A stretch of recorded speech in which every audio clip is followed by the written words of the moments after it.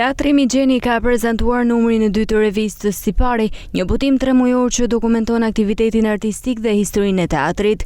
Revista është realizuar nga drejtori Genti Palali në bashkëpunim me Astrid Fanin dhe Suad Arillën.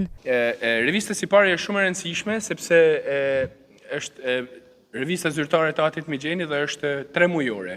Pra pasqyron përveç disa rubrikave që është një personazh, një ikon shumë e rëndësishme e Teatrit Migjeni, e risjell në vëmendje, por edhe disa rubrika siç shfaqja arkives ose edhe promovimi i premierave të Teatrit Migjeni brenda 3 muajve. Historia e Teatrit Migjeni është një nga thesaret më të mëdha të teatrave në Shqipëri.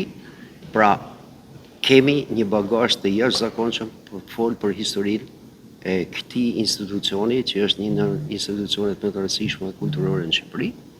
Por gjithashtu gërshetimi i traditës të shkuarës me realizimin e premierave të reja dhe aktivitetin aktual të Teatrit Migjeni sjell boshtin e kësaj interviste, siç e thamë aty.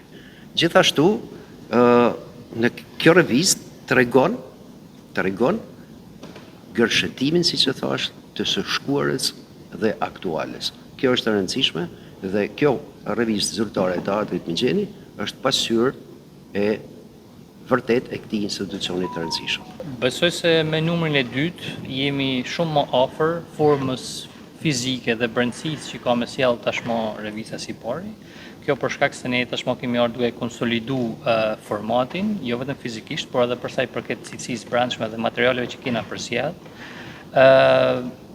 Ky është besoj formati me cilin do vazhdojmë edhe në vazhdimsi, që mund të ketë heqje shtime patjetër, por që e rëndësishme është që të mbetet thelbi.